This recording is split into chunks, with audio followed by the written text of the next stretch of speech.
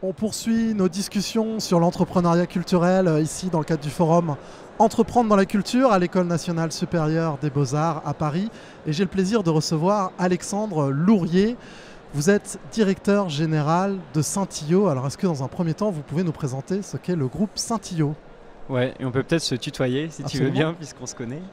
Saint-Io, c'est un groupe d'entreprises culturelles qui existe depuis 17 ans et qui a pour mission d'accompagner les porteurs de projets culturels, quels qu'ils soient, et les aider à concrétiser des beaux projets.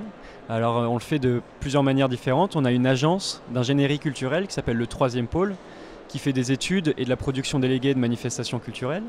On a un incubateur d'entreprises culturelles, donc ici il y a quelques startups, il y en a quelques-unes qu'on accompagne. Donc Creatis existe depuis 2012 et a accompagné plus de 300 entreprises culturelles dans leur développement, dans tous les champs. On a aussi bien des entreprises qui traitent de la question du patrimoine, que de la médiation, que de la musique, que de l'audiovisuel, de la réalité virtuelle. Et on a notamment, on est en cours de reprise d'une structure qui s'appelle Communimage, qui est une plateforme d'accompagnement de projets audiovisuels, ciné, réalité virtuelle. Donc c'est un magnifique équipement situé à Saint-Ouen, où il y a une quarantaine de boîtes qui sont des équipements de post-production, une salle de projection, avec toujours l'ambition dans tous nos projets de créer les conditions pour que les porteurs de projets concrétisent leurs projets. On n'a pas la vocation à se substituer à eux, on a simplement vocation à les accompagner et à accélérer leur développement. Saint-Io, c'est un groupe d'entreprises culturelles donc, qui existe depuis 17 ans, mais qui a rejoint il y a 1 an et demi le groupe SOS. Donc en 2 mots, le groupe SOS, c'est un grand groupe de l'économie sociale et solidaire qui s'est construit sur des activités de lutte contre l'exclusion, à la base en inventant des dispositifs de soins pour les personnes toxicomanes, puis les personnes atteintes du VIH dans les années 80, et puis qui s'est développé sur la question des demandeurs d'asile, du handicap, de la vieillesse. Et ce qui rejoint Saint-Io et le groupe SOS, c'est à la fois la question de la vulnérabilité et de la responsabilité du fragile au sens de Ricoeur, c'est-à-dire que le groupe SOS a toujours eu vocation à traiter de la question de la vulnérabilité de l'homme sous toutes ses formes, de la crèche jusqu'aux soins palliatifs. Et Saint-Io, dans le champ culturel, a eu l'adresser de 2 manières. La première manière, c'est que la culture, par essence, et c'est très dur à mesurer d'ailleurs, c'est un sujet passionnant,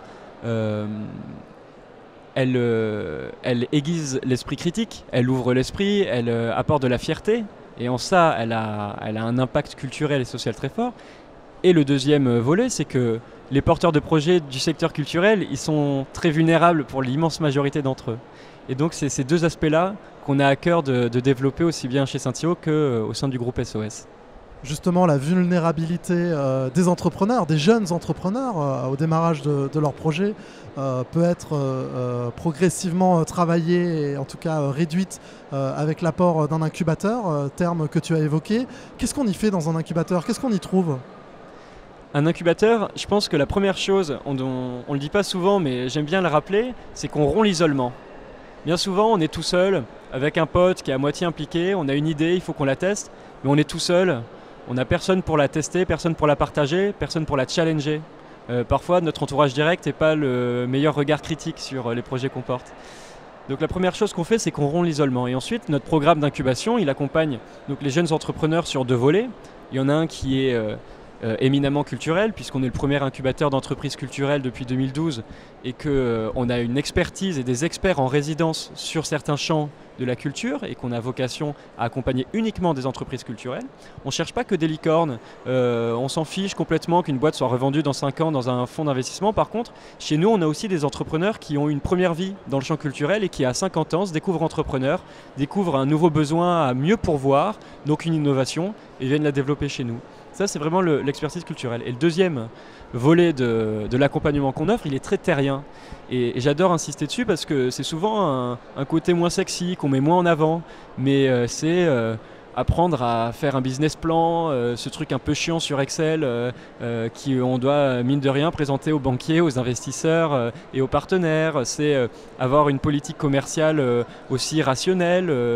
Et donc introduire un peu d'efficacité économique et de gestion au sein de ces projets-là pour qu'ils se développent plus vite.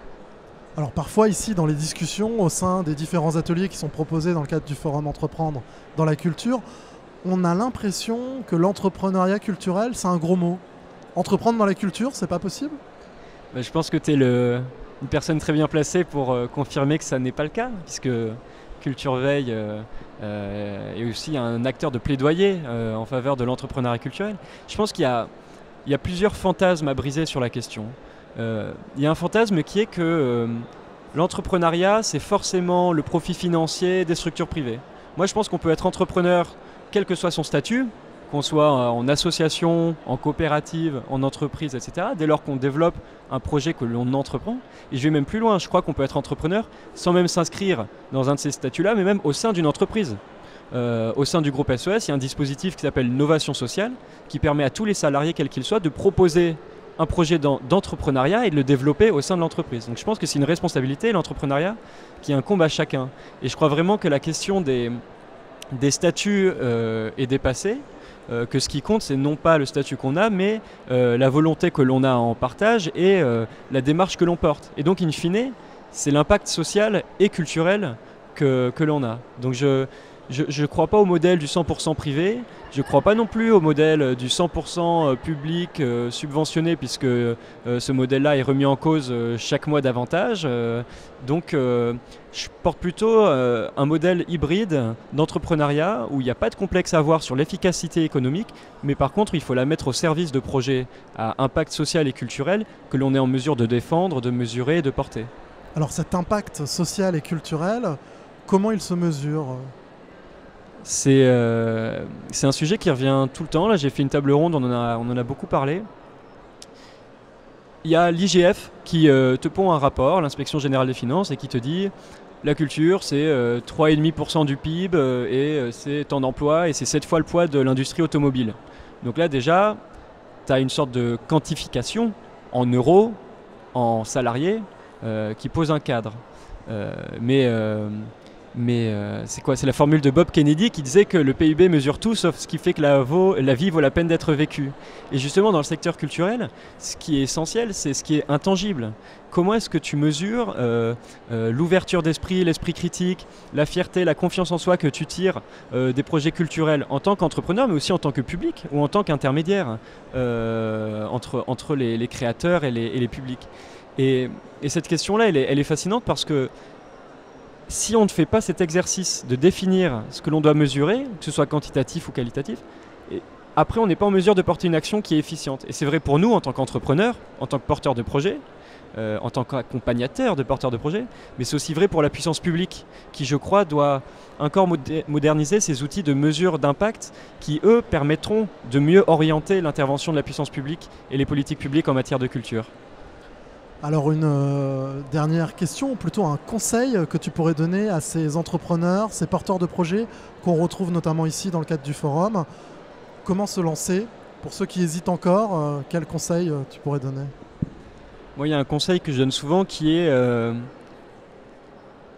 associez-vous. Le faites pas tout seul.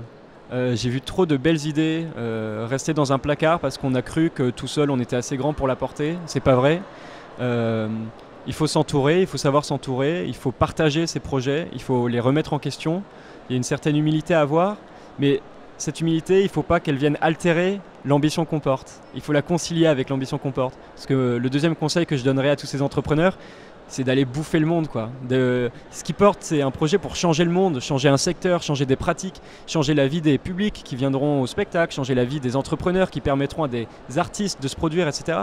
Et il faut conserver un peu cette ambition quasi mégalo, mais ambition qui, si elle n'est pas maintenue, se fait altérer très vite par les difficultés qui sont celles du quotidien de l'entrepreneur. Donc savoir s'entourer, ne pas rester seul pour aider la société à changer, à évoluer. Ouais. Eh bien, merci Alexandre Laurier, directeur général de Saint-Illot. C'est un plaisir de parler entrepreneuriat culturel avec toi et on retrouvera d'autres entrepreneurs sur le plateau de Culture Veille toute la journée ici à l'École nationale supérieure des Beaux-Arts. Merci. Merci.